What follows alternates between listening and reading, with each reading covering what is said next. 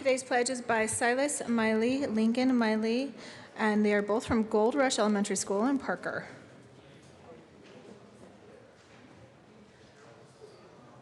Please join us in the pledge. I pledge allegiance to the flag of the United States of America and to the republic for which it stands, one nation, under God, indivisible, with liberty and justice for all. Mr. Randall, please call the roll.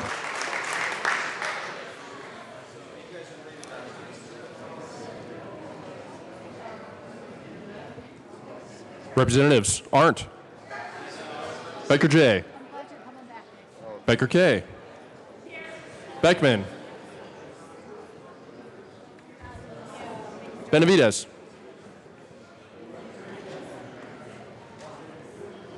Benavides,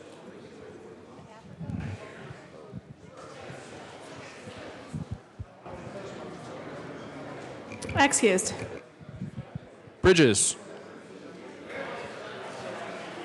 Buck, Buckner, Carver, Catlin, Coleman, Covarrubias, Danielson, Representative Benavides is present.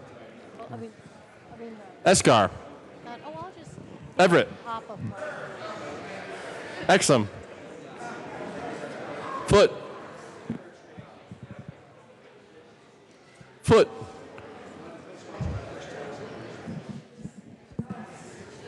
Excused. Garnett, Janal, Gray, Hamner, Hanson, Harrod,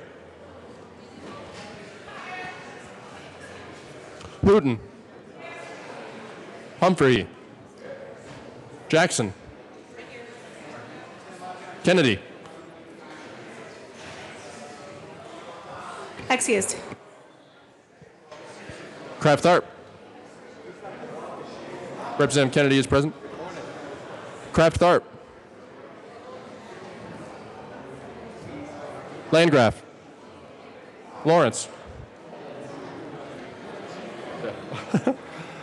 Lebsock.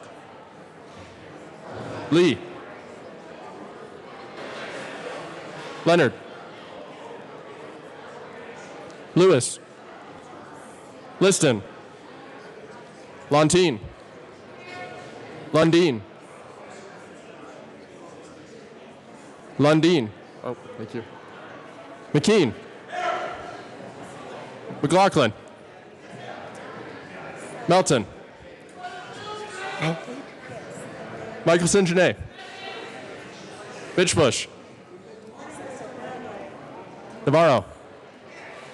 Neville. Nordberg. Pabon. Pedersen. Pedersen. Excused. Rankin. Ransom. Representative Foote is present. Rosenthal. Sane. Sane. There she is. Salazar. Sias. Singer. Thurlow. Valdez. Van Winkle. Weissman. Willett. Williams. Wilson. Winter. Wist. Young. Madam Speaker. Here. With 61 present and 4 excused, we have a quorum. It's just better.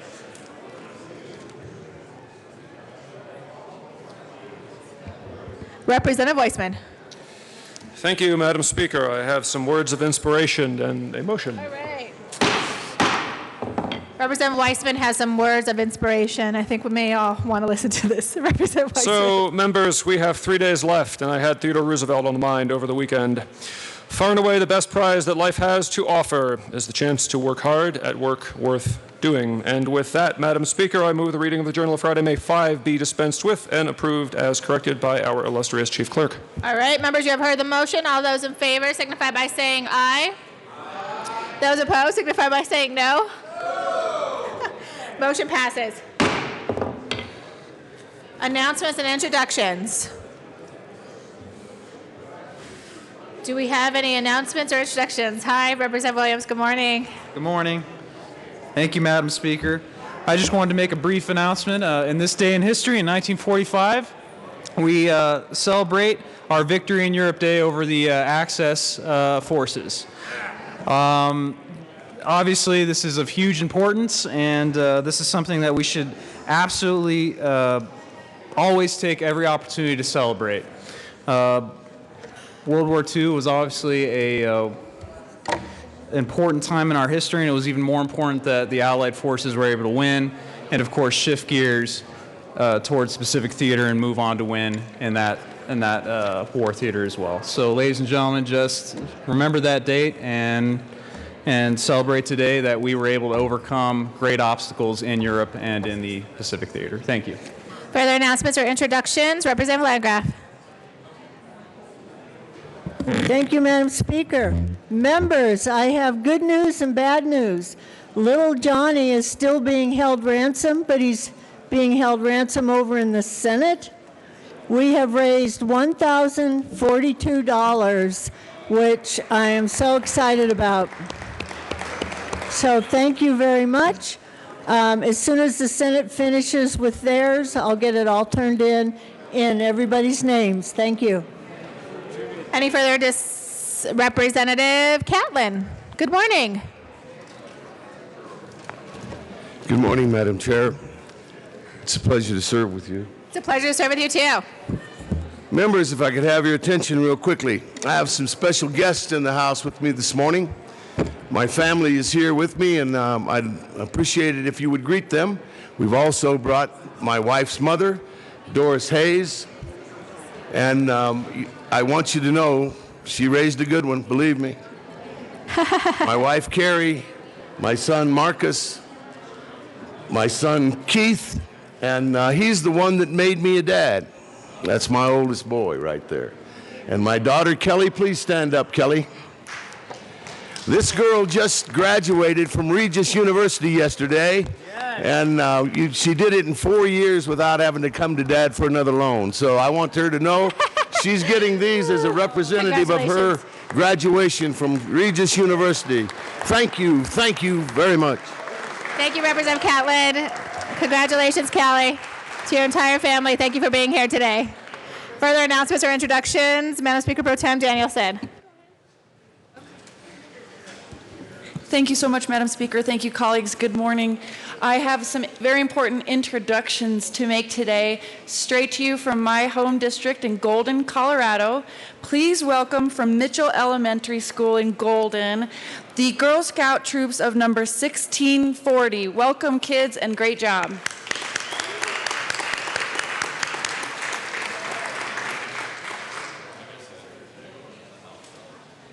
Further announcements? Representative Thurlow. Thank you, Madam Speaker. Good morning, members. I'd like everyone to greet Dr. Sharon Annable is here today from Grand Junction over on the side.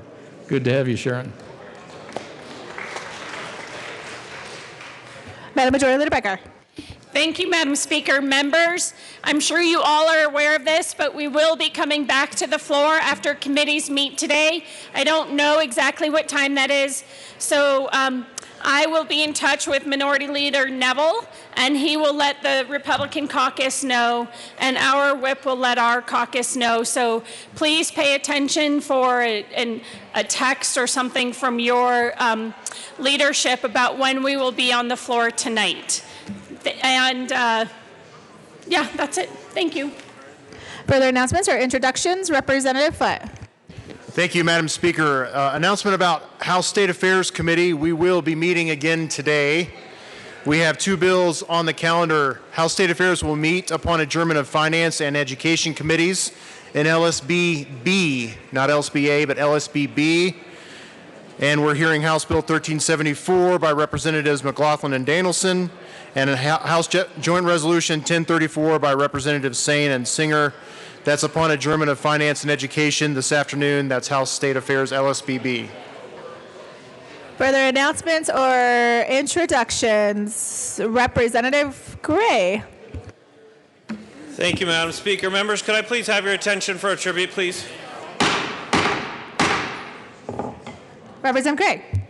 Members, my community lost a great shining member there a couple of weeks ago, and I'd like your attention for a tribute for Cody Osier from Broomfield.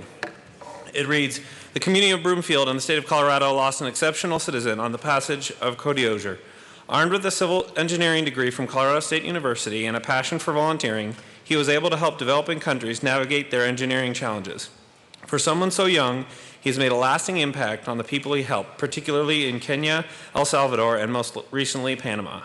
His commitment as a member of the Peace Corps is a perfect example of the old adage, one person can make a difference.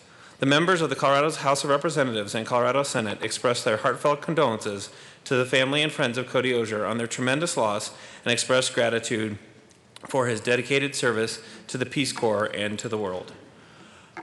Members, you can be seated. Just briefly, Cody was just absolutely what we would want every young person in Colorado to grow up to be. He is a graduate of Broomfield High School. He went to Colorado State and learned about engineering, and he took that gift and that talent and that knowledge and put it to use in places in the world where they just don't have access to engineers through the Peace Corps program. I am a bit in awe of the work that he did and how he chose to live his life. He suffered a tragic accident and passed away in Panama, but I'm glad that we can remember him today and that his family will continue to celebrate his legacy in the many years to come. I'd like to recognize many members of his family, including his parents, Steve and Lynn Osier, who are with us here today.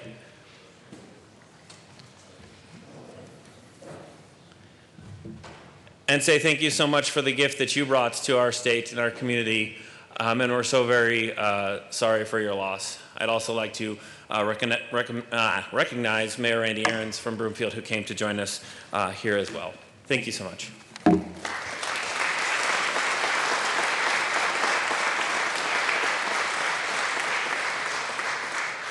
Thank you, Representative Gray. Further announcements or introductions? Representative Hamner. Well, thank you, Madam Speaker, and good morning, colleagues. After that somber note, I have something a little more cheerful here this morning. We have a couple birthdays to recognize, One yesterday, Representative Winter celebrated her birthday yesterday, and today it's our very own Representative Leonard. So we have a birthday on each side of the aisle to celebrate. So I need the Capitol Choir to please make your way down to the well so that we can honor two of our members with these celebrations. Okay, it looks like it's a duet today, Representative Wilson. Are you ready? Whoop. Trio. Hobble on down here. Representative Van Winkle, come Everyone's on over. a little slow this morning. Capitol Choir, this might be your last opportunity to serenade the body here this morning. Okay, I know where they are. Are we ready? What's the order of recognition? Let's see, what should the order be? Leonard and then Winter. Okay. Happy Birthday to you. Happy birthday to you. Happy birthday, Representative Leonard and Winter. Happy birthday to you. Thank you. Further announcements or introductions? Representative Catlin. Thank you, Madam Chair. I got so wound up, I forgot to introduce my daughter's boyfriend. Now, that's a dad for you, isn't it? Clayton Wright, please stand up. He's with my daughter, and I wanted to introduce him. Didn't want him to think that I would leave him out. Thank you. Welcome to the Capitol. Further announcements or introductions? Any further announcements or introductions? Seeing none, that takes us to third reading of bills. Mr. Randall, please read the title of House Bill 1363. House Bill 1363 by Representative Hanson, all Senators Martinez and Minnick, concerning exemption from the otherwise applicable requirements for financing of the Colorado Energy Improvement District of residential property owners not seeking to subordinate the priority of existing mortgages. Madam Majority Leader Becker. Thank you, Madam Speaker. I move for the passage of House Bill 1363 on third reading and final passage. The question before us is a passage of House Bill 1363 on third reading and final passage. Seeing no discussion, Mr. Randall, please open the machine, and members, please proceed to vote.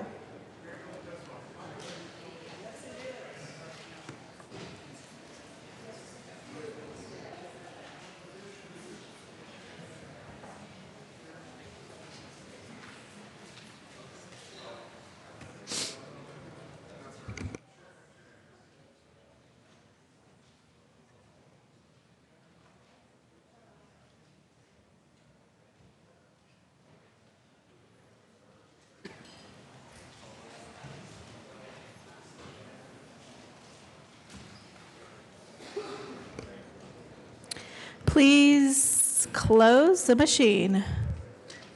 With 60 yes votes, 5 no votes, House Bill 1363 is passed. Co-sponsors.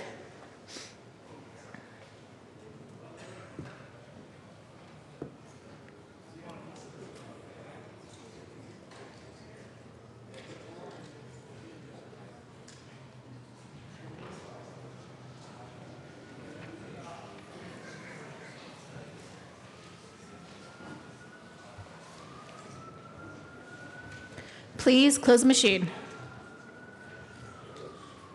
Mr. Randall, please read the title of House Bill 1366. House Bill 1366 by Representatives Arndt and Winter, concerning a requirement to include measurable goals that are subject to deadlines in Colorado's Climate Action Plan. Madam Majority Leader Becker. Thank you, Madam Speaker. I move for the passage of House Bill 1366 on third reading and final passage. The question before us is a passage of House Bill 1366 on third reading and final passage. Seeing no discussion, Mr. Randall, please open the machine, and members, please proceed to vote.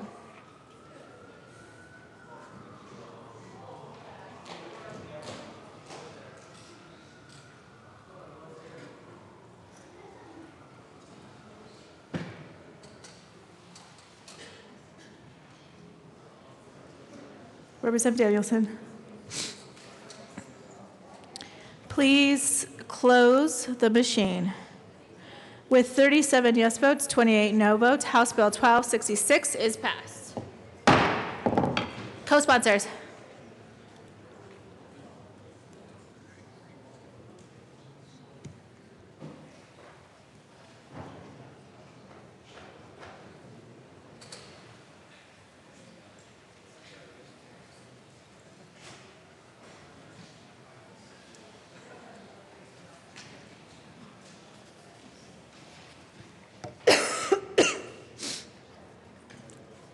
Please close the machine. Mr. Randall, please read the title of House Bill 1371. House Bill 1371 by Representative Lee, Senator Cook, concerning the distribution of medications to outlets that are under common ownership of certain entities. Madam Majority Leader Becker. Thank you, Madam Speaker. I move for the passage of House Bill 1371 on third reading and final passage. The question before us is the passage of House Bill 1371 on third reading and final passage. Seeing no discussion, Mr. Randall, please open the machine, and members, please proceed to vote.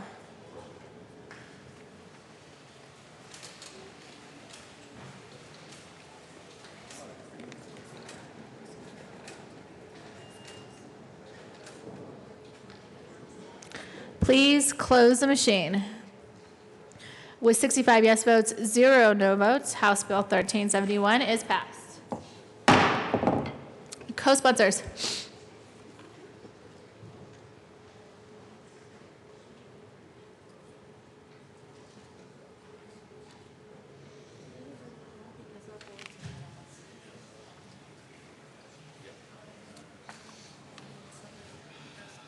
Please close the machine. Madam Majority Leader Becker. Thank you, Madam Speaker. Members, I'm going to proceed out of order to hear 4 House bills, which are on page 4, beginning with House Bill 1367. I'm sorry, 3 House bills. Okay. So we will proceed out of order for House Bill 1367, House Bill 1360, and House Bill 1369, seeing no objection. Mr. Randall, please read the title of House Bill 1367. House Bill 1367 by Representatives Pavone and Arnold, Senators John and Baumgartner, concerning marijuana research authorization. Madam Majority Leader Becker. Thank you, Madam Speaker. I move for the passage of House Bill 1367 on third reading and final passage. The question before us is a passage of House Bill 1367 on third reading and final passage. Seeing no discussion, Mr. Randall, please open the machine, and members, please proceed to vote.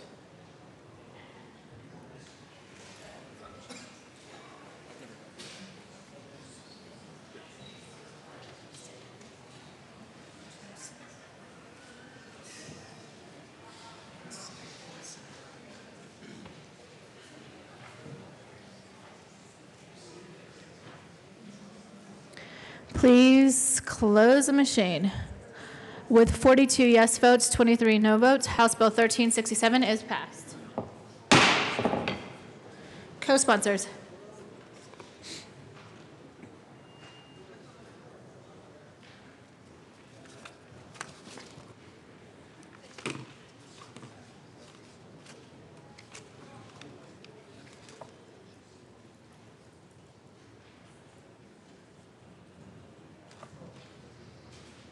Please close the machine.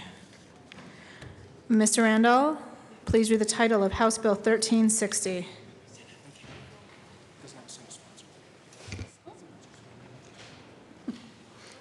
Madam Majority Leader Becker. Thank you, Madam Speaker. I move to lay over House Bill 1360, 2 bills. Oh, okay. Seeing no objection, House Bill 1360 will be laid over 2 bills. Mr. Randall, please read the title of House Bill 1369.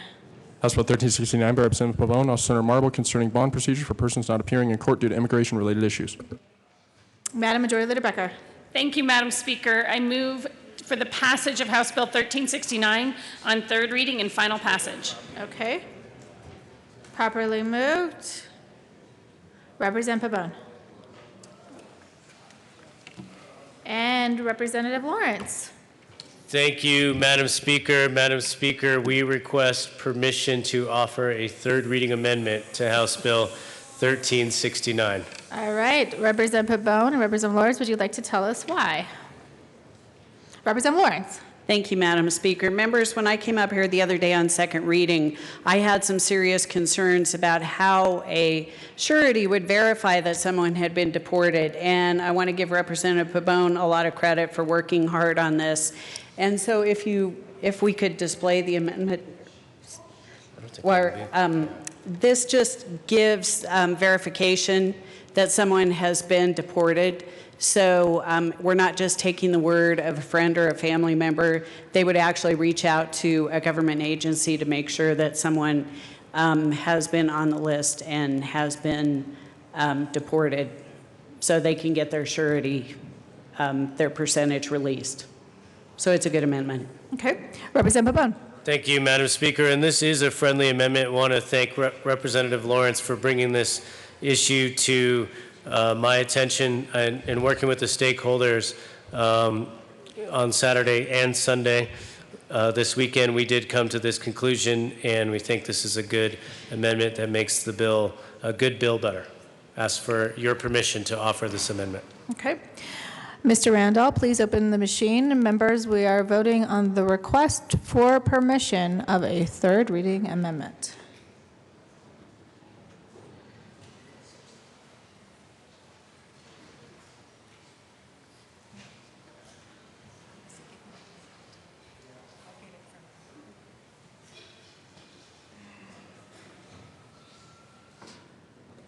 Please close the machine.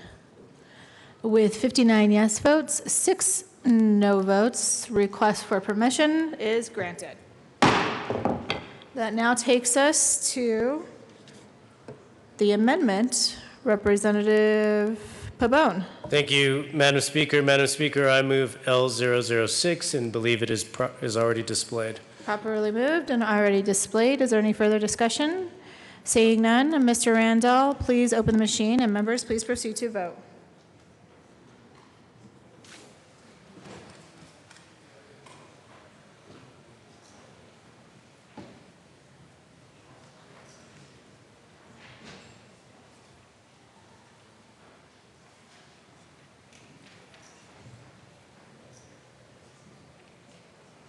Madam Majority Leader, please close the machine. With 65 yes votes, 0 no votes, L006 is passed.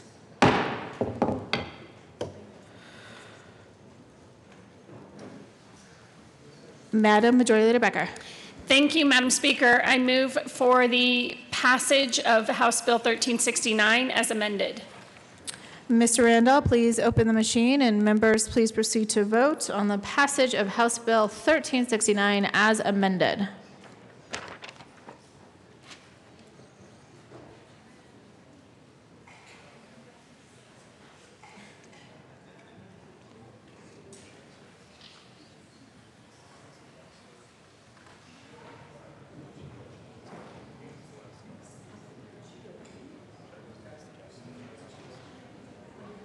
Representative Hamner and Representative Danielson, please vote.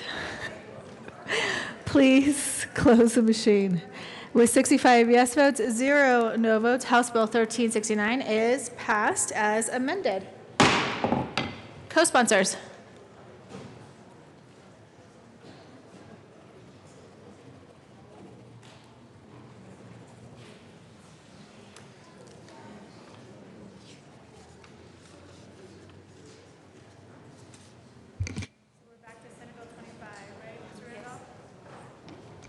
Please, I wanted to co-sponsor that one. That's fine. Please close the machine. Takes us back to Senate Bill 25. Mr. Randall, please read the title of Senate Bill 25. Senate Bill 25 by Senators Holbert and Baumgartner, also Representative Singer, concerning the development of marijuana education materials in connection therewith making an appropriation. Madam Majority Leader Becker.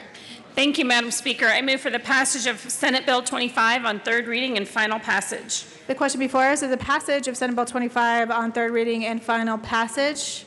Seeing no discussion, Mr. Randall, please open the machine, and members, please proceed to vote.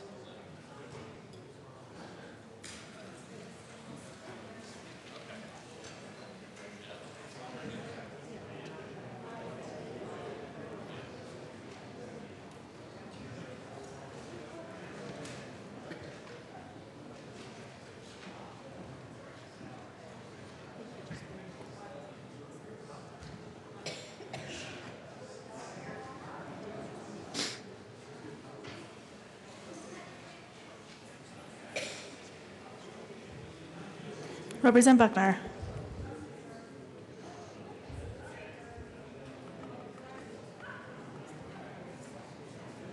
Please close the machine. With 46 yes votes, 19 no votes, Senate Bill 25 is passed. Co-sponsors.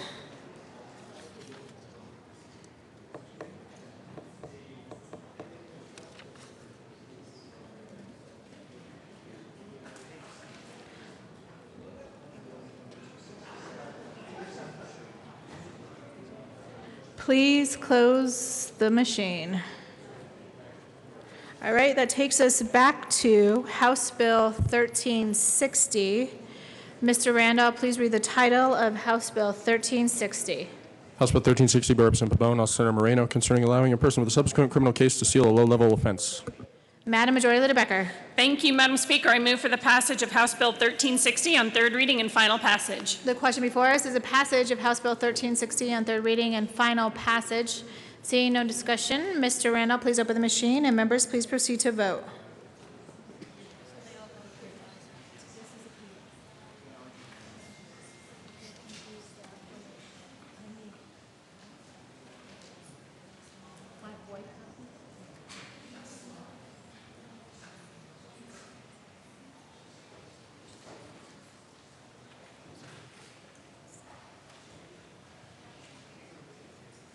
Please close the machine.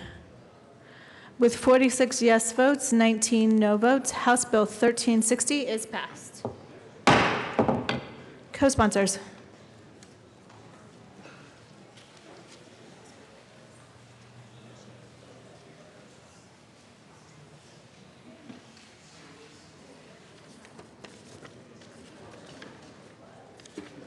Please close the machine.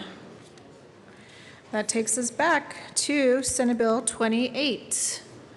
Mr. Randall, please read the title of Senate Bill 28.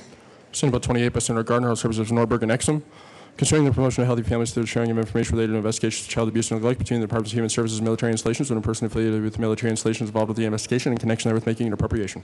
Madam Majority Leader Becker. Thank you, Madam Speaker. I move for the passage of Senate Bill 28 on third reading and final passage. The question before us is a passage of Senate Bill 28 on third reading and final passage.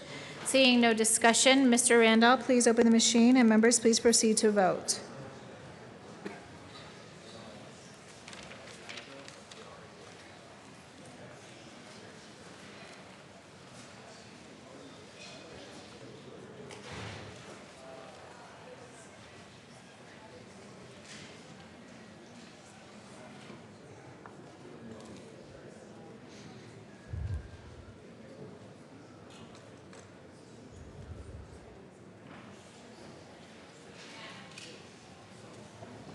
Representative Lebsack, please close the machine. With 64 yes votes, 1 no vote, Senate Bill 28 is passed.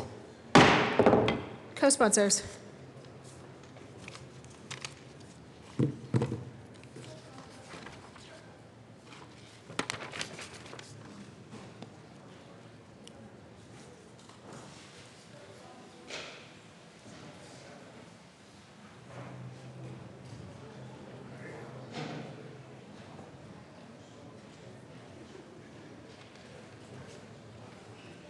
Co-sponsors. Please close the machine. Mr. Randall, please read the title of Senate Bill 180. Senate Bill 180 by Senator Clerk, House Representative Vescar, concerning a streamlined approach for the enforcement of regulations governing motor carriers and matters before the Public Utilities Commission. Madam Majority Leader Becker. Thank you, Madam Speaker. I move for the passage of Senate Bill 180 on third reading and final passage. The question before us is a passage of Senate Bill 180 on third reading and final passage. Seeing no discussion, Mr. Randall, please open the machine, and members, please proceed to vote.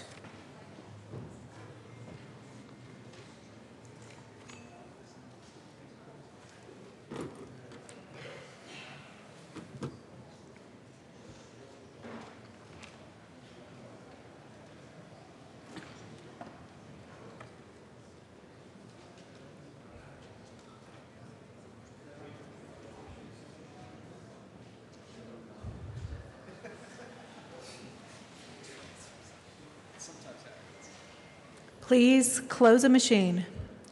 With 42 yes votes, 23 no votes, Senate Bill 180 is passed. Co-sponsors.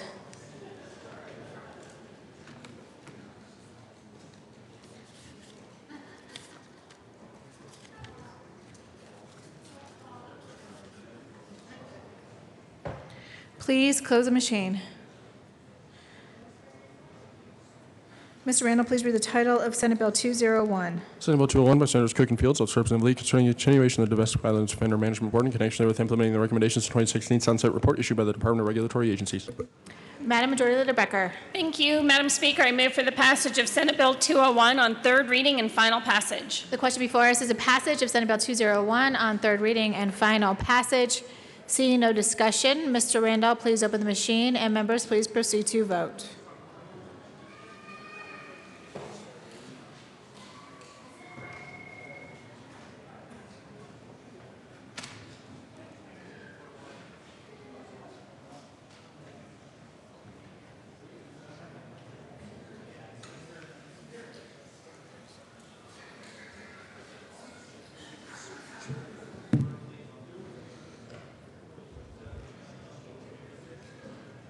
Representative Lebsack.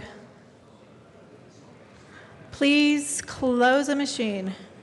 With 62 yes votes, 3 no votes, Senate Bill 201 is passed. Co-sponsors.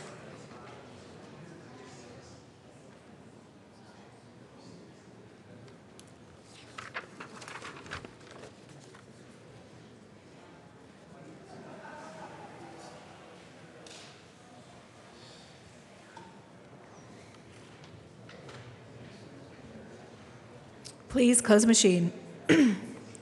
Mr. Randall, please read the title of Senate Bill 236.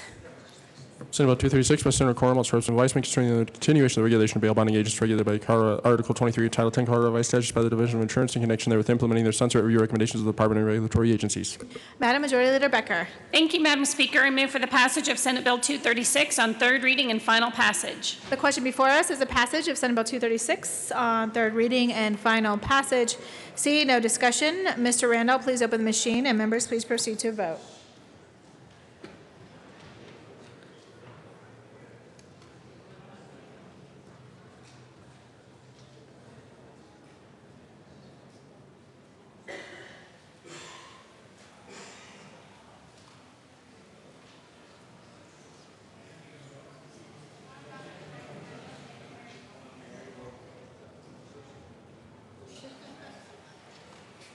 Representative Buck, Representative Lebsack.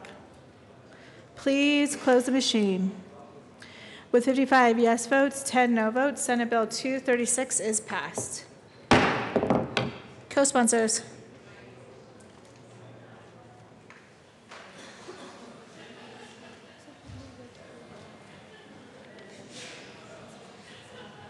Please close the machine. Mr. Randall, please read the title of Senate Bill 292. Senate Bill 292 by Senator Lumberg, also Representative Rankin, concerning the creation of the Employment Opportunities with Wages Program for qualifying Colorado Works Basic Cash Assistance recipients in connection with making an appropriation. Madam Majority Leader Becker. Thank you, Madam Speaker. I move for the passage of Senate Bill 292 on third reading and final passage. The question before us is a passage of Senate Bill 292 on third reading and final passage. Seeing no discussion, Mr. Randall, please open the machine, and members, please proceed to vote.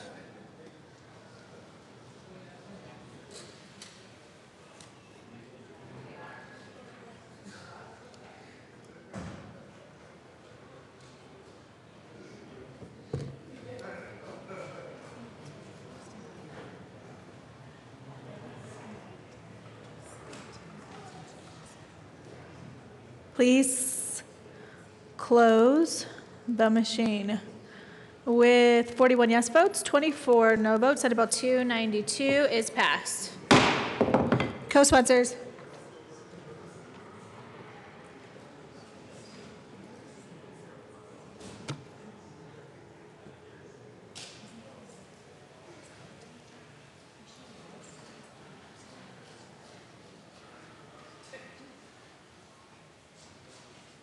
Co-sponsors.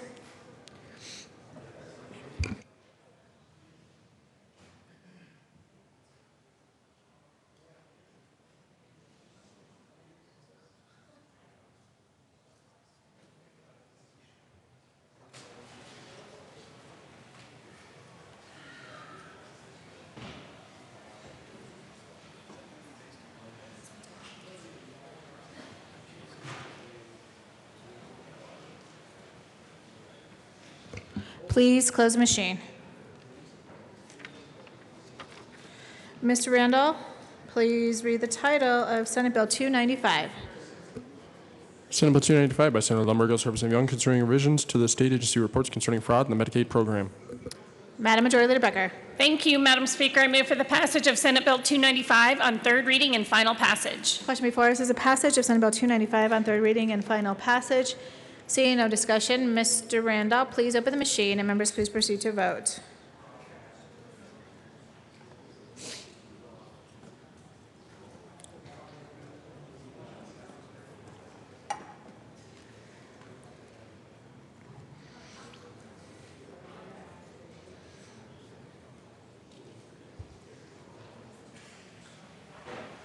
Representative Jackson, Representative Pedersen.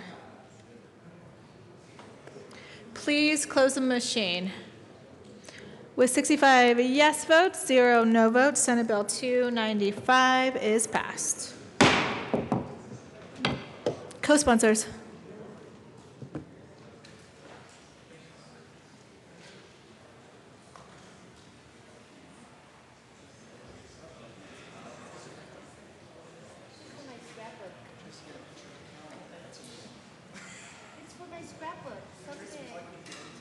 Co-sponsors. Please. Oh, there's a mad dash of co-sponsors there.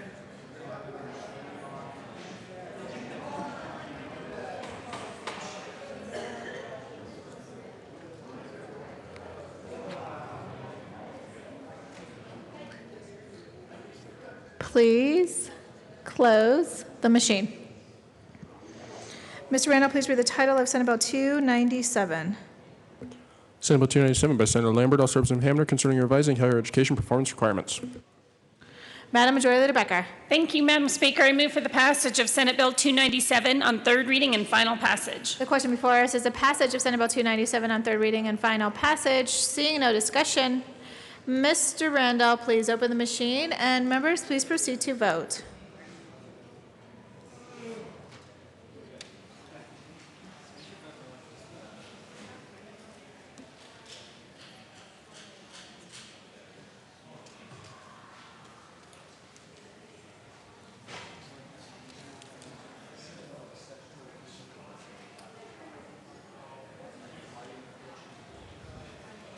Representative Beckman, Representative Benavides, Buck, please vote.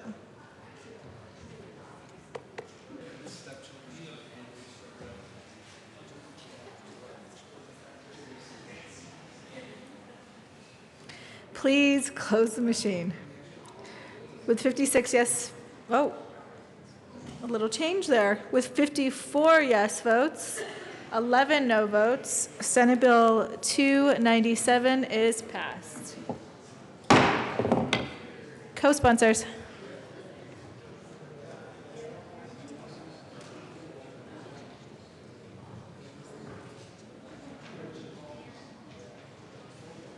Please close the machine. Mr. Randall, please read the title of Senate Bill 207. Senate Bill 207 by Senators Kagan and Cook, also Representative Salazar and Sias, concerning strengthening Colorado statewide response to behavioral health crises in connection with making an appropriation. Madam Majority Leader Becker.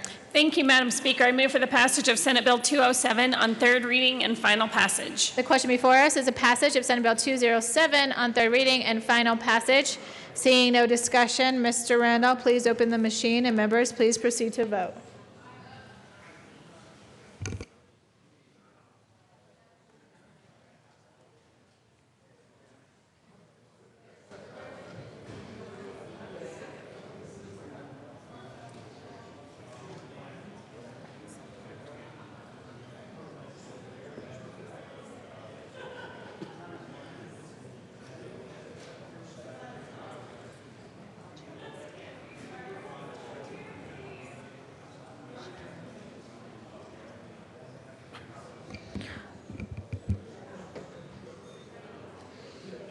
Please close the machine.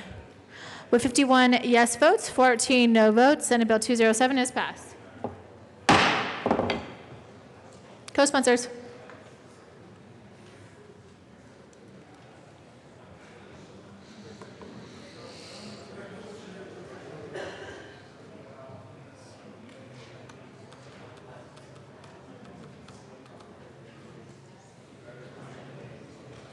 Co-sponsors. Please close the machine. Mr. Randall, please read the title of Senate Bill 249. Senate Bill 249 by Senator Smallwood and Williams, also Representative Jadal, concerning the continuation of the Division of Insurance in connection with implementing the recommendations contained in the 2016 Sunset Report by the Department of Regulatory Agencies. Madam Majority Leader Becker. Thank you, Madam Speaker. I move for the passage of Senate Bill 249 on third reading and final passage. The question before us is a passage of Senate Bill 249 on third reading and final passage. Seeing no discussion, Mr. Randall, please open the machine, and members, please proceed to vote.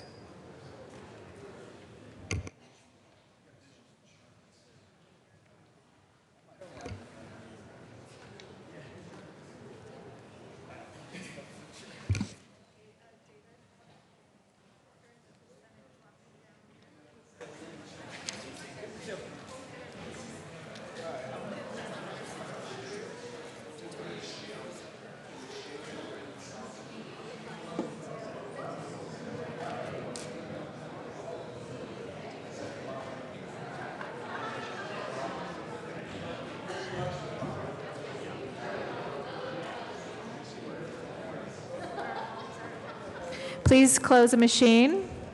With 50 yes votes, 15 no votes, Senate Bill 249 is passed. Co-sponsors.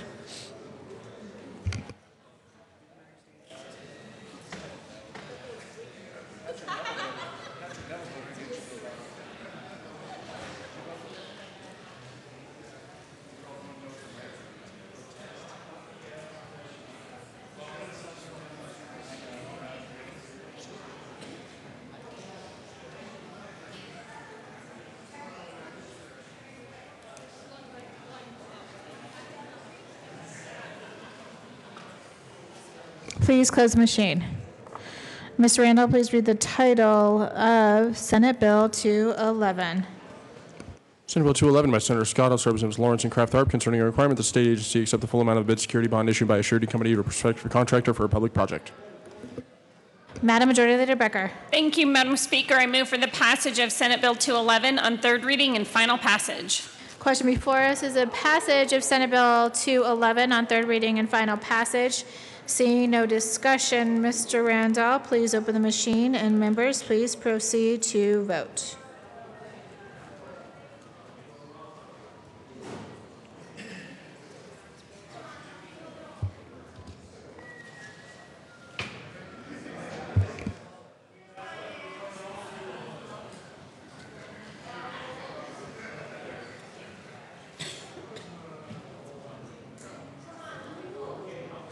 Representative Hooton, Representative Pabon.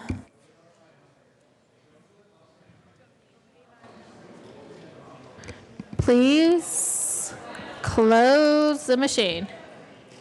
With 65 yes votes, 0 no votes, Senate Bill 211 is passed. Co-sponsors.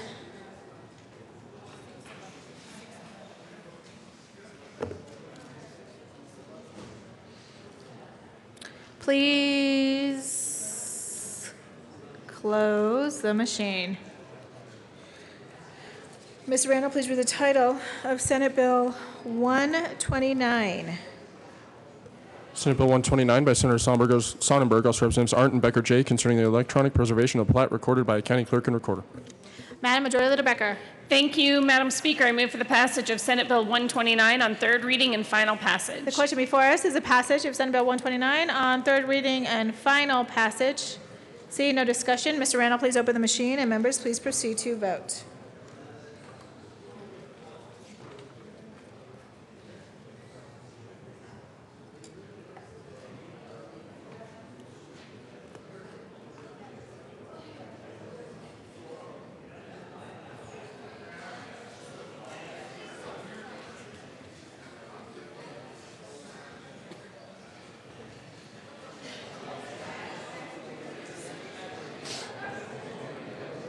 Representative Kraft Tharp. Please close the machine.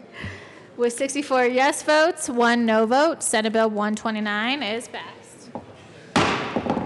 Co-sponsors.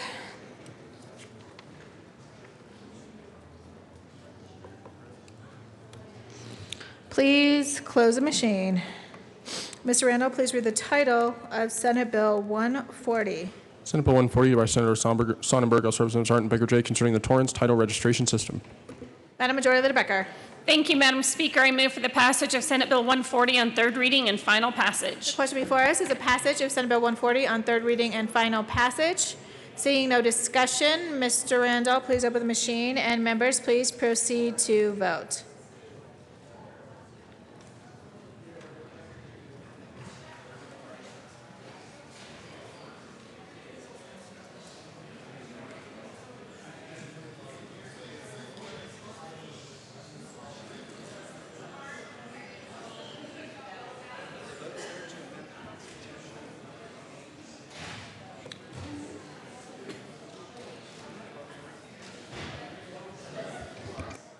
Representative Kraft Tharp.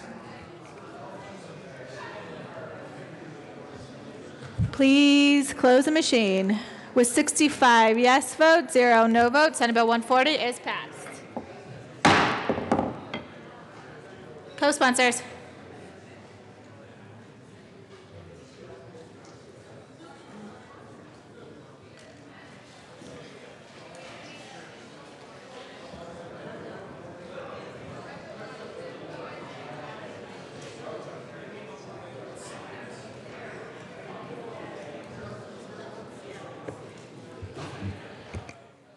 Please close the machine.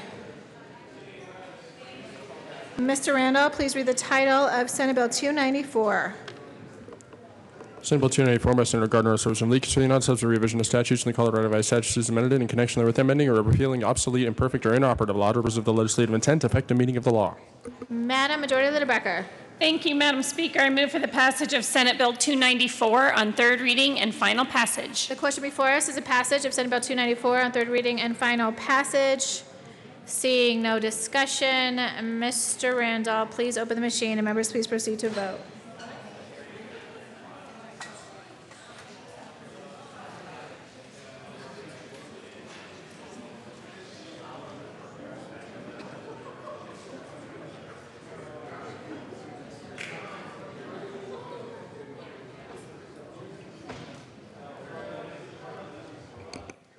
Representative Lebsack? Representative Pabon? Please close the machine. With 65 yes votes, 0 no votes, Senate Bill 294 is passed. Co-sponsors.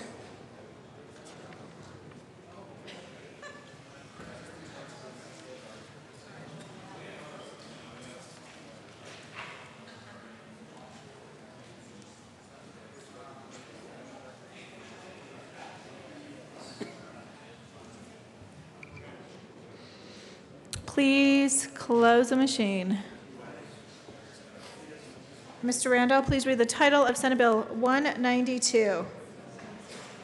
Senate Bill 192 by Senator Neville, also Representatives Melton and Singer, concerning provisions to allow marijuana businesses to operate more efficiently and in connection therewith making an appropriation. Madam Majority Leader Becker. Thank you, Madam Speaker. I move for the passage of Senate Bill 192 on third reading and final passage. Question before us is the passage of Senate Bill 192 on third reading and final passage. Seeing no discussion, Mr. Randall, please open the machine, and members, please proceed to vote.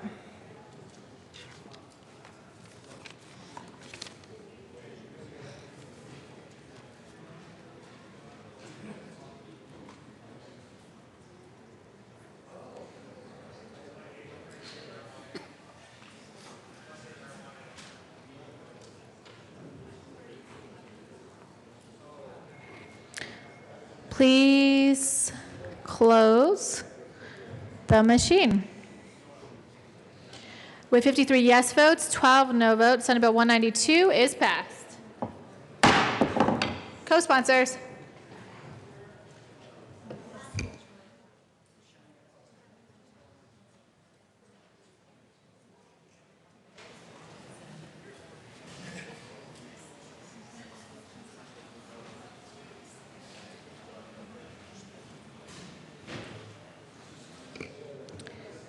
Please close the machine.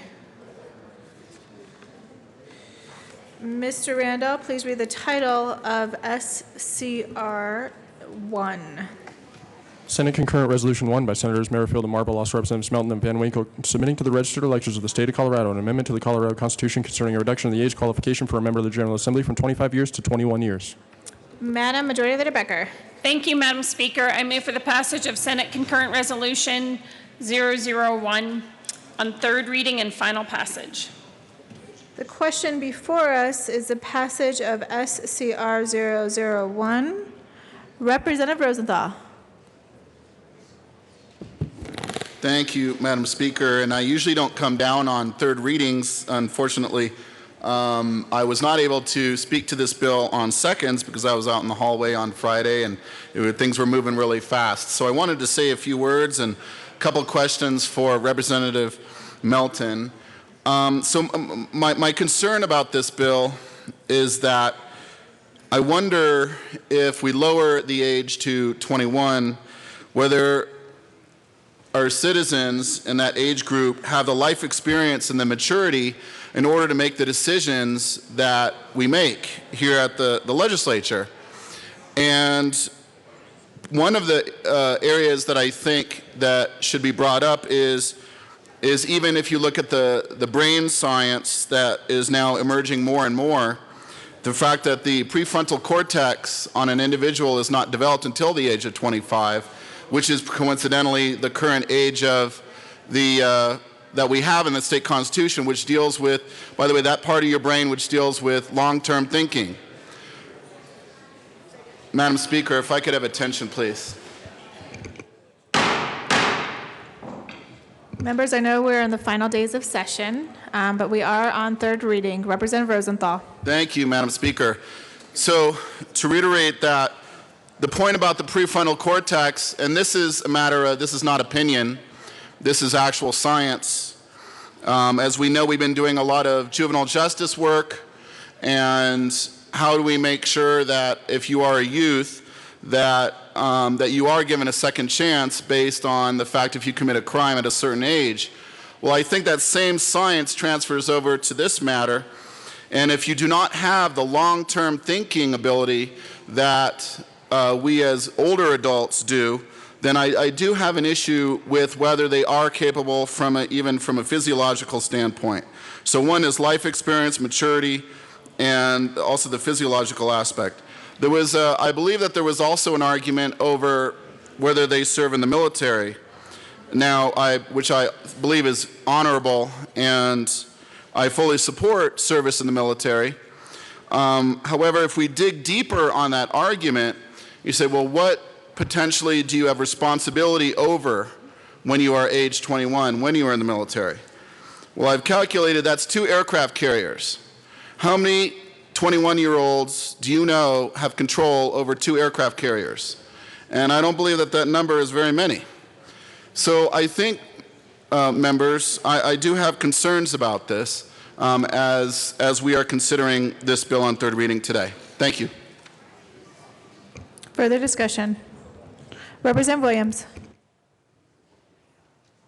Thank you, Madam Speaker. I rise in support of this resolution. We heard this in committee, and there were actually very good arguments on both sides, and I don't want to discount what some of the opposition had to bring up. I think that's a very valid point that the vast majority of people that are 21 are probably don't have the experience that they would need in order to function properly in this body. However, I do believe in freedom. I do believe in liberty and competition. Many times, our side of the aisle over here likes to talk about competition in the marketplace for businesses and economics. And the reason we talk about competition is because we believe that it increases the quality of service and the quality of the product. When there are competing businesses that are trying to get your dollars and serve you in some way. I don't think that's any different when we talk about the political marketplace. If there are exceptional people who are 21 years old who can convince a district to go ahead and vote them into office, I say why not allow that? My only concern I did have with the bill is the fact that it didn't actually go to 18-year-olds, because I think many of the arguments that the bill sponsors make can absolutely apply to 18-year-olds, and I do believe that there are exceptional 18-year-olds. There may not be many of them with respect to the majority of that population, but I do believe that if we're going to open up this for 21-year-olds, then we should also open it up for 18-year-olds. That's my only concern, but beyond that, I think that this is a good bill, and I think it will encourage a great deal of people to get more engaged in the political process, and it will increase the amount of representation we have with young people in this chamber and in other in the Senate as well. So I urge a yes vote on this, and I'd urge all of you to vote yes on this as well. Any further discussion? Representative Salazar. Thank you, Madam Speaker, and thank you, Representatives Melton and Van Winkle, for bringing this concurrent resolution. At what age does a liberty interest actually come to fruition? The ability to run for office, the ability to convince voters that you have the capabilities of sitting in this chamber. Well, in this chamber, we say if you're 18 years old, you can vote. But then ironically, we say you can vote, but you can't run for office until you reach 25. That's weird. So you have the life knowledge and the life experience to vote at 18 and to make major decisions about our state by whom you vote for, but you're not old enough to run for office 3 years later. That just seems strangely ironic. What else can you do at 18? Well, this General Assembly has said that you're 18, you can get charged as an adult for committing a crime. You can join the military, hold a weapon in defense of our country. That's some great life experience right there. I mean, there are very few members here in this chamber who have that kind of life experience. That is astounding life experience at 18. But then you get to 21, after having fought in our country's wars, after having fought in wars that people like us at the federal level send them to, then all of a sudden, well, you're just not mature enough and you don't have enough life experience to run for office. That is strangely ironic. This isn't, members, this isn't your vote to change the law. This is your vote to allow the voters to decide if the law should be changed. And maybe the voters will find it strangely ironic that we allow young people from the age of 18 to serve our country in theaters of war, but can't run for office and speak at this well on behalf of their constituents. Seems to me that maybe those who don't want people to run for 21 are veering a little bit more towards a nanny state, where we're making decisions for people saying, hey, I think that your life experience, because I'm weighing it against mine, I think that your life experience just isn't enough. Well, maybe you should let the voters decide that. Maybe you should let the voters have a candidate who's the age of 21 make the compelling argument to them, instead of this body here passing that judgment onto people yet you don't even know yet. You don't even know running for office. Let those voters decide if that person's life experience is enough for them to want to have that individual represent them in this chamber. I raise in strong support. Thank you. Representative Leonard. Thank you, Madam Speaker. I rise in opposition to this bill. We got to hear it in committee, and we got to hear the arguments that you have heard so far. And I'm sure our founding fathers have heard them. I'm sure for the history of time, this debate has gone on of who should be an elected official and discuss policy and who should be the electorate and vote on the policy after it's been discussed. I think the debate is very worthwhile because I think it brings about the difference between a republic and a democracy. And this is where the two merge together right here. Because obviously a democracy is like a posse, right? The posse goes out to get the bad guy, or at least the pretended bad guy, and 20 of them catch him, and then they decide if he should hang or not, and it's 20-1. And that's a democracy. But in a republic, it's a rule of law that others have made the laws of what justice is, and that posse has to bring that person back to a court of law where there's a balance of power, and then they can decide exactly what should occur. Because there's a wisdom that's not based on emotion. There isn't a mob rule like it can be in a democracy. And that's why we in the United States have a constitutional republic. And so us elected officials, 100 of us, get to decide what the voters get to vote on, lest every single rule of law, and we saw how many, over 600, are actually voted on by the people. So part of our job is, the work of our body, is to be able to synthesize the ideas, the principles that surround the policies that we debate in order to have the electorate vote on those. So it is perfectly reasonable to be able to withhold every single vote from the electorate in order to have us weed out which ones are the best. And that's why we obviously have referendums, ones that we feel are really, we've debated them and we put them toward the people. So the issue of reserving that age decision to us is perfectly appropriate. So to the issue of 21 versus 25. We heard the discussion that a 21-year-old has a different point of view than a 25-year-old, and we need the views and the values and the ideas, the energy and the perspective of a 21-year-old. Well, it's only 4 years ago that a 25-year-old is able to stand here and debate ideas with us that they can say, you know, 4 years ago when I was 21, I didn't feel that same way. They're able to do that. So the ideas that a 20-year-old, 21-year-old possesses are embodied in a 25-year-old. It is not 32, right? It's not a huge age difference that they're able to. So that perspective is already there.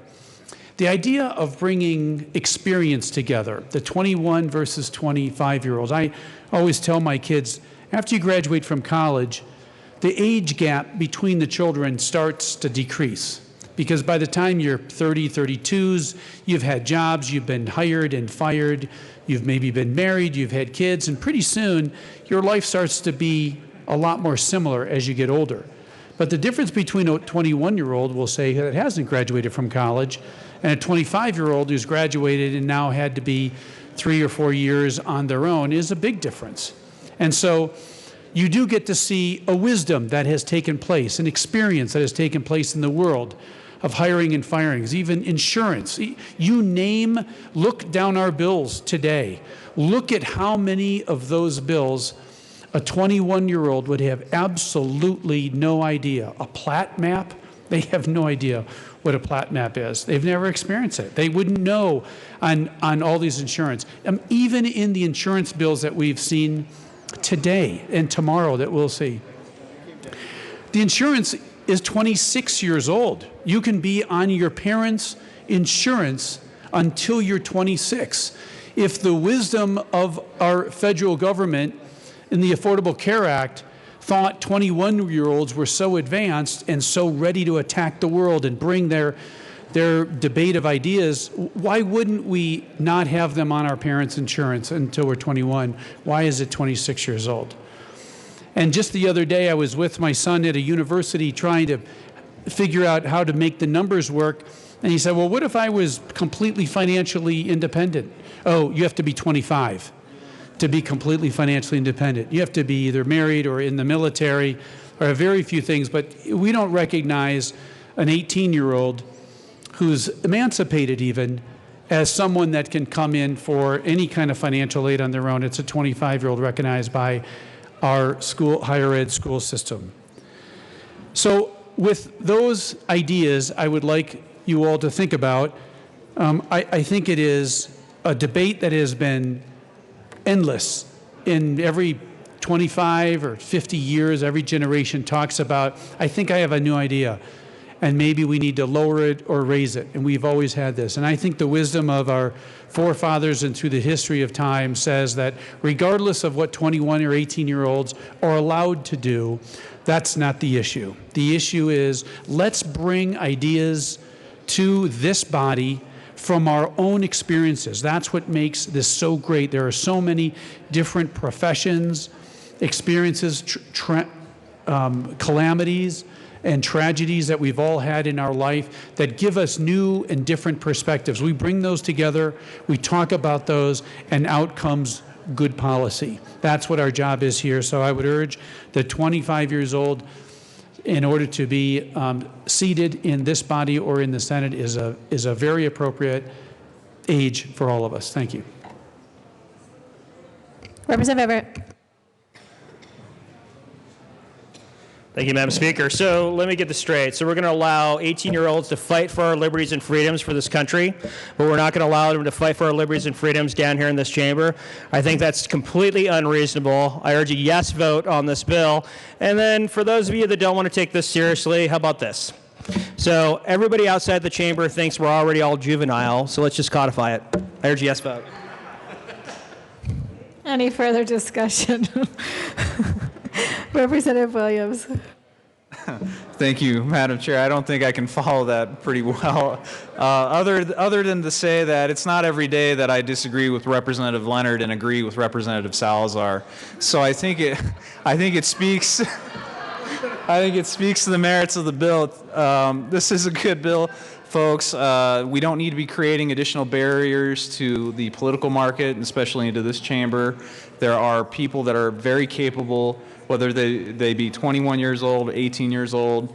That's the only criticism I give to this bill, echoing Representative Salazar's comments earlier that it doesn't go far enough. But we should certainly be encouraging more people to run for office so that we can get that diverse marketplace of ideas and people engaged in that debate and picking who is truly the best regardless of what age they may be. So please don't engage in age discrimination and vote for this resolution. Thank you very much, members.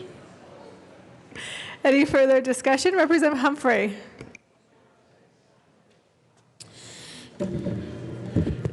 Thank you, Madam Speaker, and good morning, members. I just rise in opposition to this SCR 1, and I just think that there's no compelling reason to change this. I think that the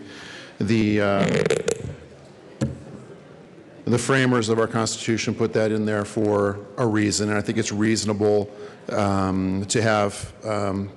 to require some life experience at that point, and what it is right now is not, at 25, that's not unreasonable. And if we're going to change this, then of course you probably change it for senators eventually. All senators, it does that. For the governor, what about Supreme Court justices? I think that this is not something that brought out a lot of testimony. We didn't have a whole lot of folks under, I don't think we had anyone actually under 25 that came in there and testified in favor of this bill. So if there was some huge clamoring for this, I haven't heard it. So, and I think there's also, from a Judeo-Christian point of view, there's a biblical principle of even a pastor who is required to be an elder, which an elder pretty much means you're older than most, is what I think that means. So we have it set quite a bit lower than that at this point, and I'd just leave it alone. Thank you very much. Representative Beckman. Thank you, Madam Speaker. I just want to point out the fiscal note on this issue, which I had really overlooked previously, but it has a $3.4 million fiscal note, and I just wonder, is that the old one? Oh. It has an incorrect $3.4 million fiscal note, and maybe we can hear some information more about what it'll cost. But I do think this year it's going to be somewhat expensive to put this on the ballot.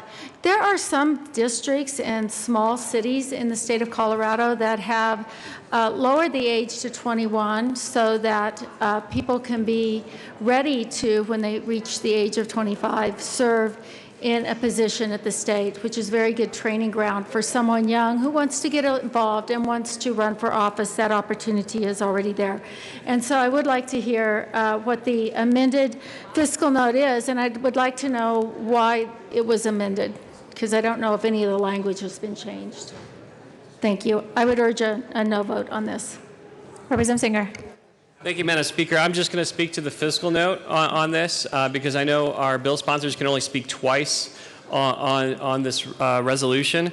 So this was going, what got amended in committee is the thought was that if this was going to be the only thing on the statewide ballot, that was going to drive a fiscal note. And so the ballot date has been pushed out to where there are going to be other things on everyone else's statewide ballot, which will not only delay the fiscal note, but actually be built into existing costs. Okay, I'm getting head nods from the bill sponsors on that one. Also vote yes. Thank you, Madam Speaker. Any further discussion? Representative Landgraf. Thank you, Madam Speaker. I have to admit I wasn't really too involved with this bill one way or the other, but I started thinking every year at the beginning of the year we run a resolution to honor the fallen soldiers, Marines, airmen, that year. And I have to wonder how many of those young men and women were between the ages of 21 and 25.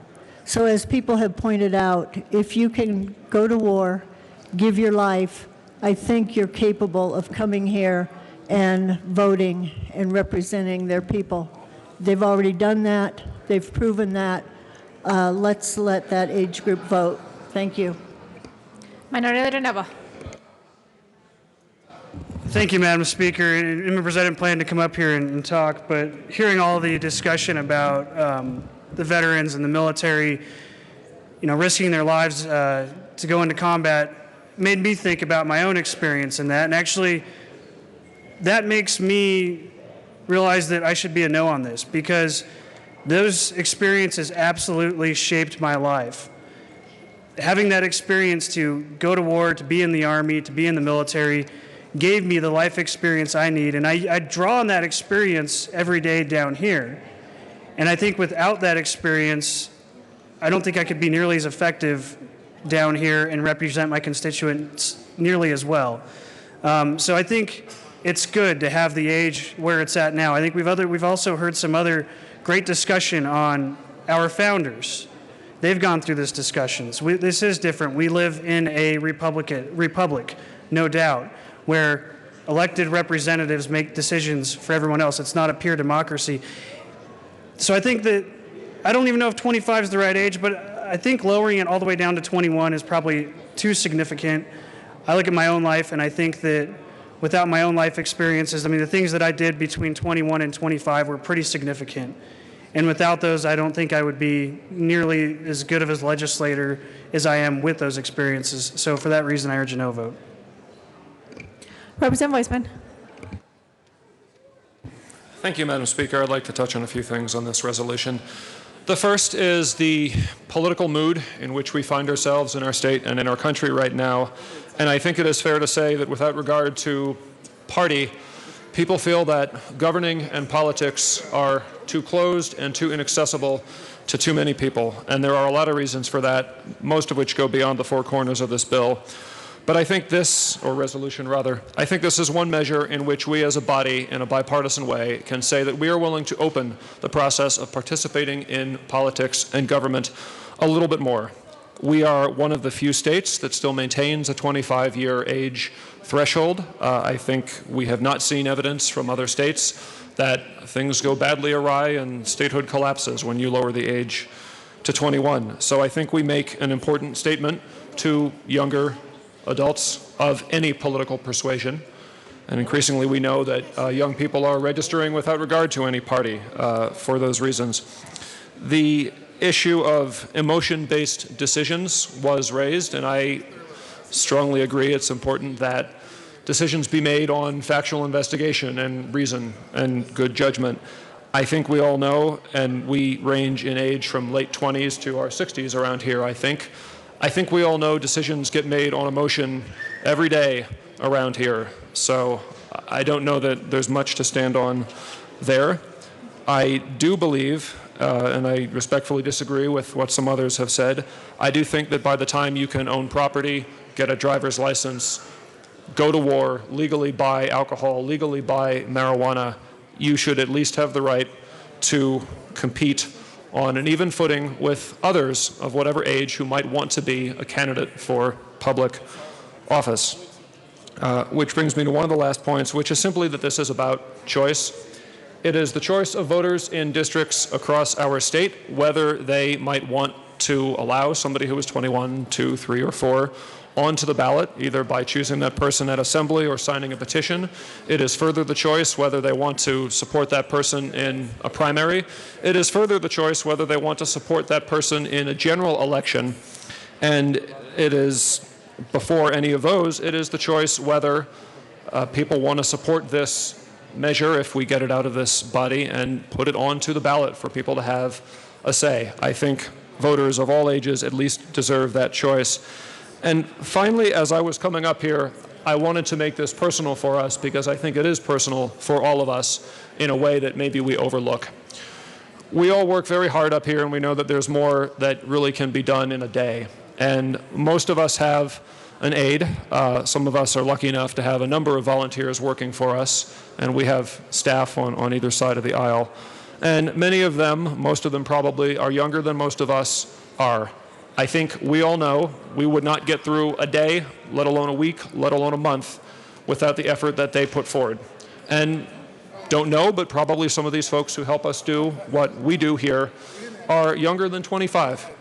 So what are we saying to them if we do not at least let them go forward on equal footing and stand as a candidate for office if they would like to? Again, this is about giving voters district by district a choice. This is an entirely reasonable question to put to the voters. Please vote yes. Any further discussion? Representative Thurlow. Thank you, Madam Speaker. I've always wanted to say this. I rise in lukewarm opposition to this amendment. And the reason I think the fiscal note deserves just a little more attention that it received, if you'll look at the fiscal note, there is a cost to putting additional measures on the ballot. It may be indeterminate because it's a total cost depending on how many there are. So to say that it's 3.4 million, if there was just one measure, it would be 3.4 million.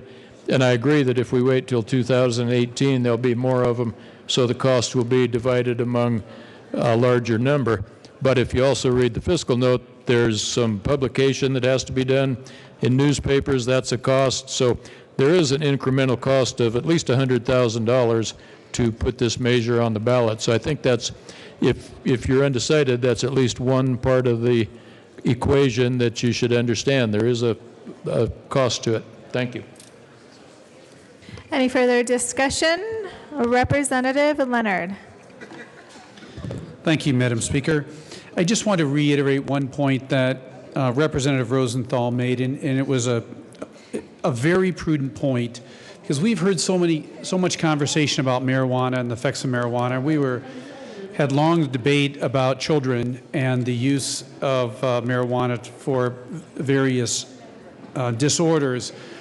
And we heard testimony after testimony by physicians, people that were involved, with human anatomy and the development of the human body and brain.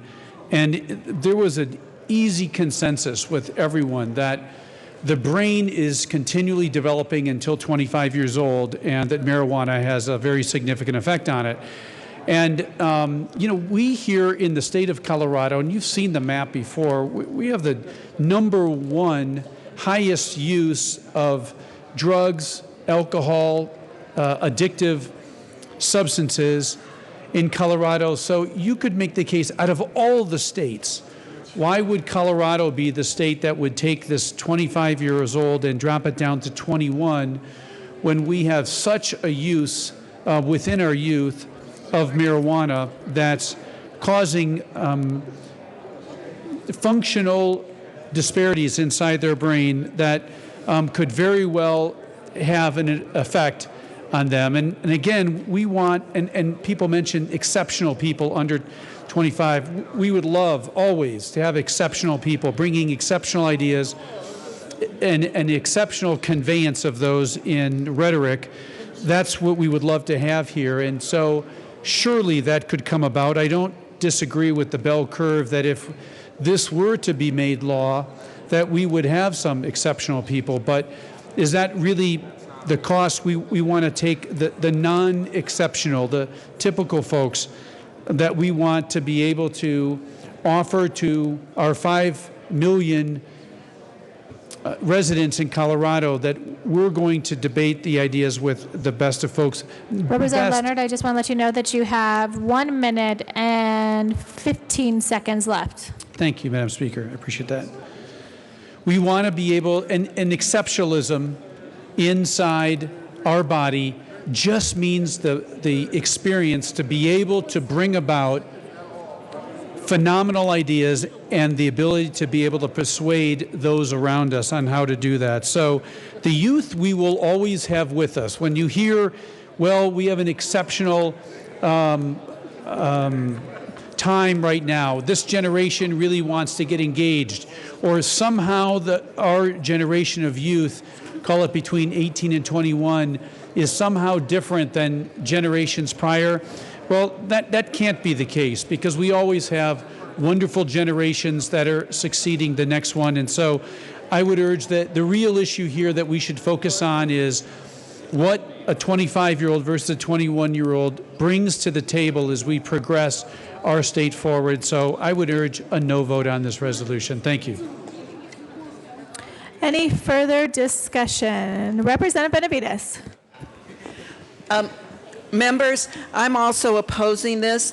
You know, I'm a mom, and several of my contemporaries, we've raised 21-year-olds, and there may be a couple of them that could do this, but there's quite a few more that can't. But more importantly, when we put something on the ballot, there should be some kind of clamoring from constituencies out there that we need to put this on the ballot. When we heard this in committee, not a single 21 to 24-year-old spoke in favor of this. If they want it on the ballot, they can go out and get petitions signed and do what everybody else has to do to get it on the ballot. We don't have to do this, and it doesn't mean that that remarkable young 21-year-old might come forward, and that would be great, but we don't have to pass this. So I would encourage a no vote. Any further discussion? Representative Willett. Thank you, Madam Speaker. I just want to applaud Representative Benavides there. You heard some real wisdom. Someone who has raised children, who knows of what she speaks, and I join with her, being the father of 4. And the other comments I've heard, whether it's our elders in church, whether it's our governors, our president, our federal legislators, there really is something to wisdom and some life experience.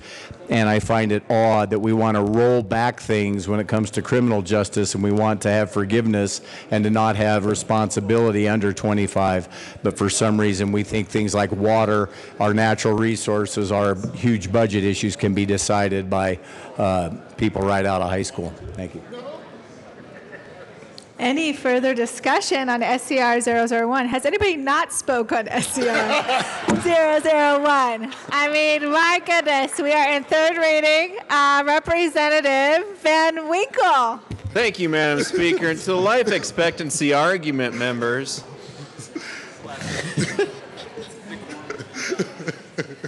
To life expectancy argument, members, there is some merit to that, yes. But by that argument, none of us should be allowed to serve until we're well into our 60s and have a full life of experience to look back on so we can relate to every single stage of life.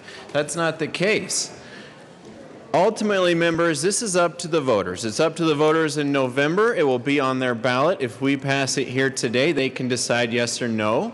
And then in each individual case, in each individual district, the voters of each individual district can pick the most qualified person that they believe should represent them, 1 in a primary election and 2 in the general election.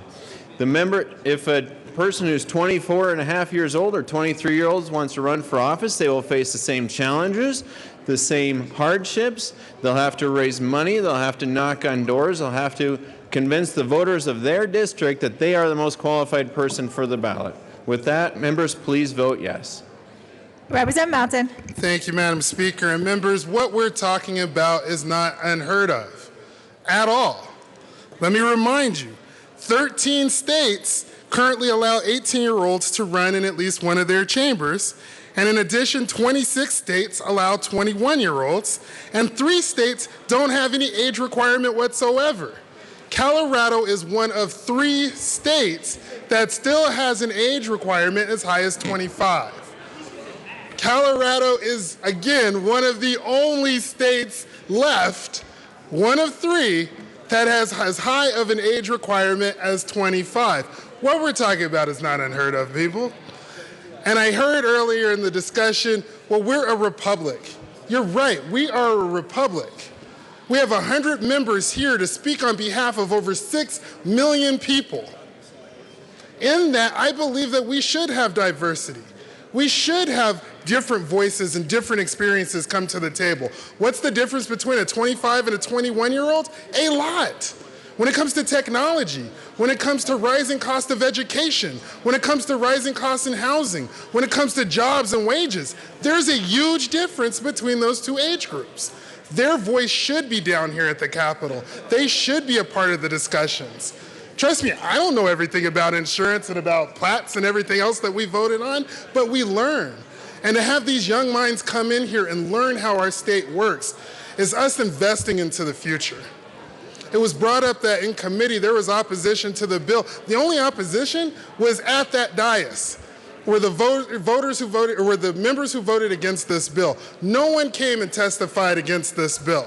In fact, this bill has the support of the young Democrats and the young Republicans. So with that, members, allow this to go to the ballot, allow our voters to decide whether or not we change the Constitution, and then allow their voters in their district decide who's the most qualified. With that, members, I ask for an aye vote. Any further discussion? Going once, going twice. All right, the question before us is the passage of SCR 1. Mr. Randall, please open the machine, and members, please proceed to vote.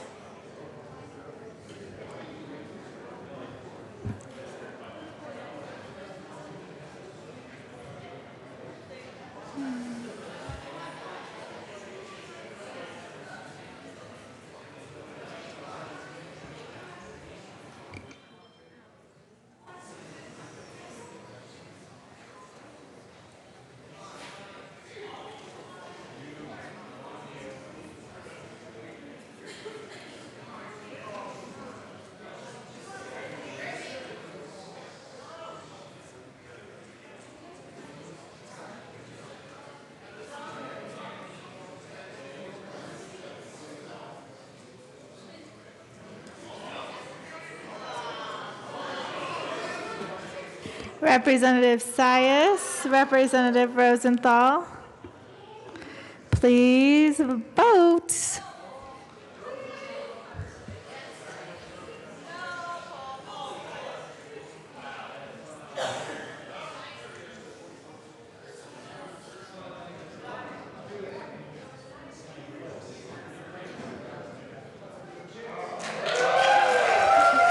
Please close the machine. With 45 yes votes, 20 no votes, SCR 1 is passed. Order, order. Co-sponsors.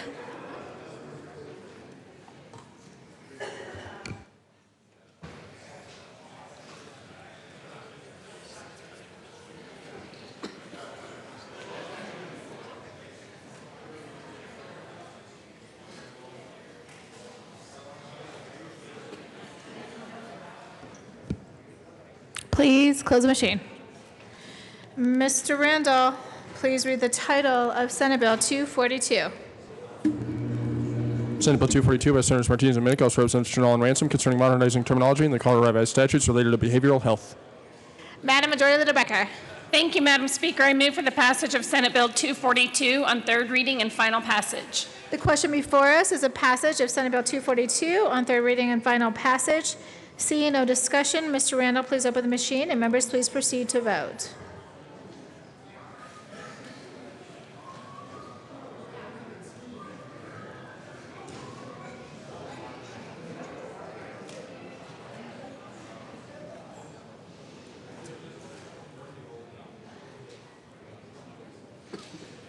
Representative Pabon, Representative Liston.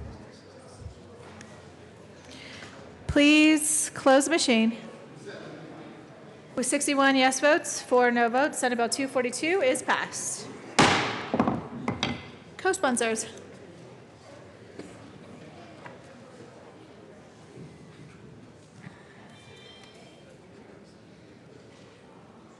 Please close the machine.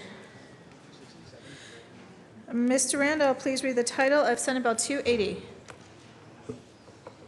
Senate Bill 280 by Senator Tate, also Representatives Kraft, Tharp, and Thurlow, concerning extending the repeal date of the Colorado Economic Development Commission in connection therewith making an appropriation.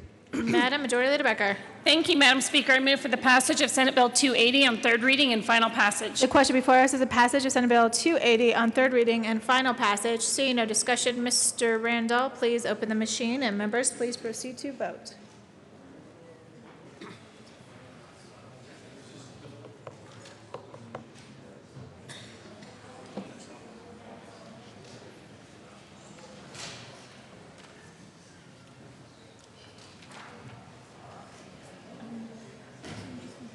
Representative Beckman, Representative Lepsak, Representative Foote.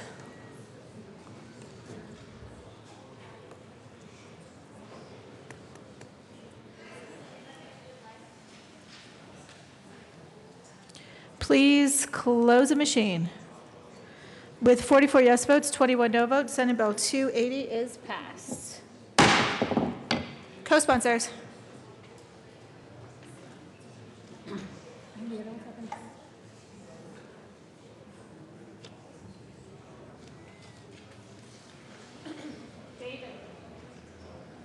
Co-sponsors.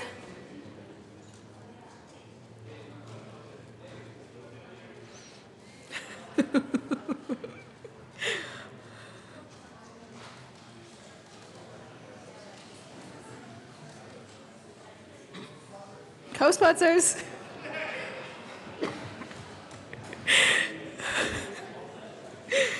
Please close the machine.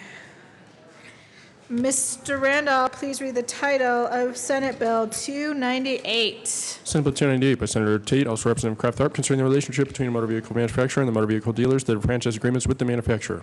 Madam Majority Leader Becker. Thank you, Madam Speaker. I move for the passage of Senate Bill 298 on third reading and final passage. The question before us is the passage of Senate Bill 298 on third reading and final passage. Seeing no discussion, Mr. Randall, please open the machine, and members, please proceed to vote.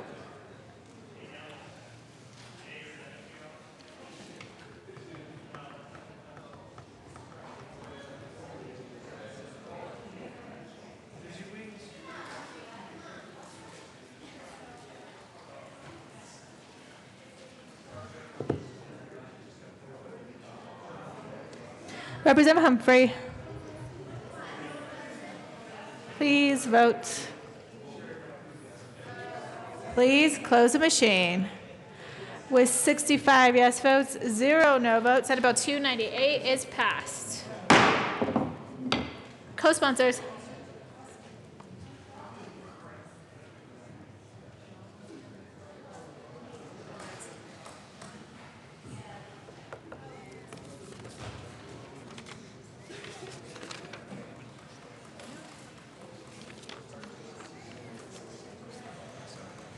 Co-sponsors.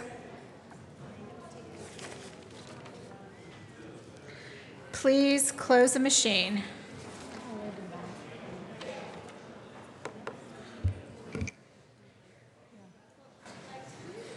We're done.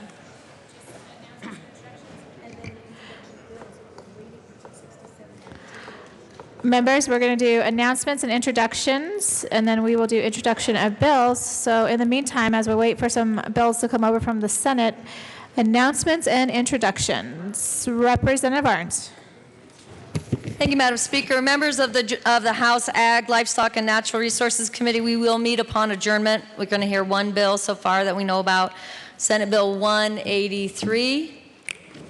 Be there. Thanks. Representative Foote. Thank you, Madam Speaker. Just a reminder about House State Affairs Committee, upon adjournment of Finance and Education this afternoon, or whenever that may be, we will meet to discuss House Bill 1374 and HJR 1034 and any other bill that may be assigned to us in the interim. So upon adjournment of Finance and Education is State Affairs and LSBB. Further announcements or introductions? Representative Hamner. Thank you, Madam Speaker. And colleagues, sometime last week you should have received a flyer that looks like this on your desk, and this is Teacher Appreciation Week. And if you aren't in committee this afternoon at 1:30, between 1:30 and 3, you can stop in on the first floor to recognize some Colorado's future educators who will be at the Capitol. So I hope you can be there. Thanks. Okay. Representative Pedersen. Thank you, Madam Speaker. Education members, we're going to be meeting 20 minutes upon adjournment. As you know, we've continued to wait on the Senate for School Finance Act. They finally voted on it, and it's coming over, and we'll be hearing it today. Any further announcements or introductions? Representative Pabon. Thank you, Madam Speaker. Madam Speaker, just want to announce the bills that will be heard in Finance this afternoon. We will have Senate Bill 240, Senate Bill 267, Senate Bill 287, Senate Bill 302, Senate Bill 304, and Senate Bill 305. Finance members, we are going to hear them close to that order. So for those of you who weren't listening, the bills I'm listing in numerical order, we'll decide the order in committee, is Senate Bill 240, Senate Bill 267, Senate Bill 287, Senate Bill 302, Senate Bill 304, and Senate Bill 305. All right. Thank you, Representative Pabon. Any further announcements or introductions? Madam Majority Leader Becker. Thank you, Madam Speaker. Members, we are not going to go into recess yet because we're going to be reading bills across the desk. However, you all are free to go. I will put us in recess after we read those bills. You don't have to be around for that. And just like I said, pay attention so that you know when to come back this afternoon, because it'll be when the three committees that are meeting today, when they are done hearing bills. Thank you. Further announcements or introductions? Seeing none.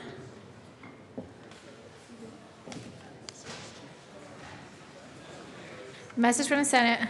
Madam Speaker, the Senate has passed on third reading and From the transmits. Senate will be printed in the journal. Message from the reviser. We herewith transmit without Message from comment. the reviser will be printed in the journal. Introduction of bills. Senate Bill 183 by Senator Gardner, House Representative Lee, concerning the authority of the Department of Military and Veterans Affairs to make grants related to the USS Colorado in connection therewith making an appropriation. Senate Bill 183 will be assigned to the Committee on Agriculture, Livestock, and Natural Resources. Senate Bill 304 by Senators Martinez, Dominic, and Williams, also Representative Singer and Thurlow, concerning the authority of the Joint Technology Committee. Senate Bill 304 will be assigned to the Committee on Finance. Senate Bill 306 by Senator Lambert, also Representative Hamner, concerning a direct transfer of money from the high-cost support mechanism to broadband deployment grant applicants that have proposed broadband development deployment projects have been approved by the Broadband Deployment Board for a grant award in connection therewith requiring segregation of funds for basic voice service from funds for broadband deployment. Senate Bill 306 will be assigned to the Committee on Appropriations. Senate Bill 12 by Senator Martinez Dominic, also Representative Lee, concerning competency restoration services for defendants deemed incompetent to proceed and in connection therewith making an appropriation. Senate Bill 12 will be assigned to the Committee on Judiciary. Senate Bill 296 by Senator Hill, also Representative Pedersen, concerning financing public schools. Senate Bill 296 will be assigned to the Committee on Education. Senate Bill 300 by Senator Lambert, also Representative Kennedy, concerning the authority of the Commissioner of Insurance to implement programs to address the rising cost of providing health care coverage to high-risk individuals in the state in connection therewith, directing the Commissioner to study issues related to the implementation of such programs. Senate Bill 300 will be assigned to the Committee on Health Insurance and Environment. And with that, we will stand in a brief recess.